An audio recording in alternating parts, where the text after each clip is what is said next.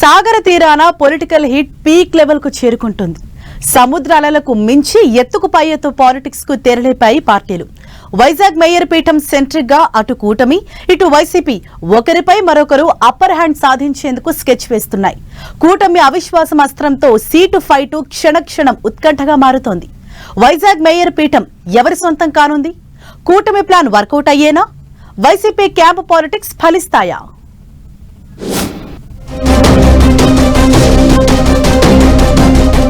Visakha mayor seat కోసం కూటమి versus YCP fight. క్షణక్షణం ఉత్కంఠంగా విశాఖ మేయర్ అవిశ్వాసం.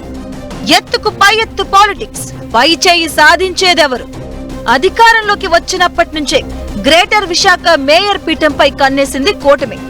రాష్ట్రంలో అతిపెద్ద కార్పొరేషన్ గా ఉన్న విశాఖ మేయర్ సీటును తమ ఖాతాలో వేసుకునేందుకు అదును చూసి ఆపరేషన్ స్టార్ట్ చేసింది.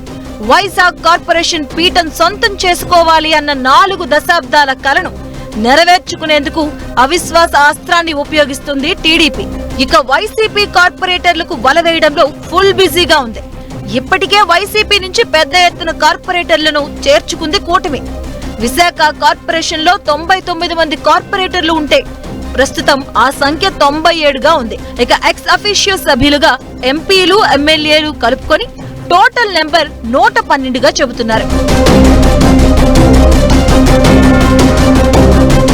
వైసీపీ మేయర్ అయిన హరివెంకట కుమార్ మీద అవిశ్వాస తీర్మానం నోటీసును టీడీపీ కూటమి నేతలు కలెక్టర్ కి అందజేశారు. దాంతో అవిశ్వాసం మీద చర్చకు డేట్ ఫిక్స్ చేయాల్సిందే. కార్పొరేషన్ లో మొత్తం 75 మంది సభ్యులు బలం ఉంటేనే మేయర్ మీద అవిశ్వాసం నెగ్గుతుంది. అయితే కౌన్సిల్లో టీడీపీకి సొంతంగా 29 మంది కార్పొరేటర్ల బలం ఉంది. ఇప్పటికే వైసీపీ నుంచి వచ్చి చేరిన వారితో కలుపుకొని ఆ బలం 50 దాకా చేరింది. ఎక్స్ అఫీషియో మెంబర్స్ మద్దతుతో 60 దాటుతుంది. జనసేన బీజేపీ బలం మరో 10 మంది నుంచి 12 దాకా ఉంటుంది. అంటే 75 మంది సభ్యులు మద్దతుకు కూటమి చాలా దగ్గరగా ఉందని అంటున్నారు. వైసీపీకి 31 మంది కార్పొరేటర్ల మద్దతు ఉందని చెబుతున్నారు. ఇందులో నుంచి కొందరిని తమ వైపు తిప్పుకుంటే తిరుగులేని మెజారిటీతో మేయర్ మీద అవిశ్వాసం నెగ్గుతుంది అని కూటమి నేతలు భావిస్తున్నారు. అయితే అపోజిషన్ లో ఉన్నప్పటికీ వైసీపీ కూడా తగ్గడం లేదు. తమ మొత్తం కార్పొరేటర్లను కాపాడుకోవడానికి క్యాంప్ రాజకీయాలకు తెరతీస్తుంది వైసీపీ. ఇక సీనియర్ మోస్ట్ నేత మాజీ మంత్రి బొత్స సత్యనారాయణను వైసీపీ రంగంలోకి దించింది. దీంతో ఆయన తన వ్యూహాలను అమలు చేయడానికి సిద్ధమవుతున్నారు.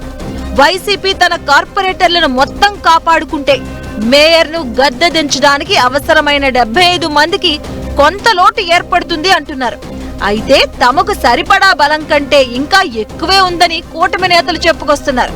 విశాఖ మేయర్ వైసీపీ చేతిలో నుంచి పోదని, తమ పార్టీకే కార్పొరేషన్ పీఠం దక్కుతుందని మాజీ మంత్రి ఉత్తరాంధ్ర వైసీపీ ఇన్ఛార్జ్ కురసాల కన్నబాబు చెబుతున్నారు. ఇలా ఎవరి ధీమా వాళ్ళు వ్యక్తం చేస్తున్నారు. ఎవరి ఈక్వేషన్స్ వాళ్ళకున్నాయి. దాంతో ఎవరి మాట నిజం, ఎవరికి అసలు బలం ఉంది అన్నది తెగని చర్చగా కంటిన్యూ అవుతుంది. విశాఖ మేయర్ పీఠం సొంతం చేసుకోవాలని టీడీపీ 4 దశాబ్దాలుగా కలలు కంటుంది. దీంతో అధికారం ఉంది. జనసేన బీజేపీ మద్దతు కూడా కలిసొస్తుంది. దీంతో ఈసారి ఎలాగైనా కలిసి వచ్చిన ఛాన్స్ ను వాడుకొని మేయర్ కుర్చీని దక్కించుకోవాలని చూస్తుంది కూటమి. ఇప్పుడు చక్రం తిప్పకపోతే మరెప్పుడు అన్న చర్చ కూటమిలో సాగుతుంది. ఇంకోవైపు వైసీపీ మేయర్ పీఠంపై ఆశలు వదులుకోవడం లేదు. ధీమా వ్యక్తం చేస్తూనే క్యాంపు రాజకీయాలను స్టార్ట్ చేసింది. వామపక్షాలకు చెందిన 2 కార్పొరేటర్లతో పాటు మరికొందరు అవిశ్వాసానికి వ్యతిరేకంగా ఓటు వేస్తారని, అవిశ్వాసం వీగిపోతుందని భావిస్తుంది ఫ్యాన్ పార్టీ. ఇలా క్షణక్షణం ఉత్కంఠను రేపే విధంగా మేయర్ అవిశ్వాస తీర్మానం ఎపిసోడ్ కొనసాగుతుంది. అయితే కూటమి అధికారంలో ఉంది. ప్రస్తుతం ఉన్న మేయర్ పై కార్పొరేటర్లు కాస్త అసంతృప్తిగానూ ఉన్నారు. పైగా వైజాగ్ మేయర్ పరిధిలో వైసీపీకి ఎమ్మెల్యేలు, ఎంపీల ఎక్స్ అఫీషియో ఓట్లు కూడా లేవు.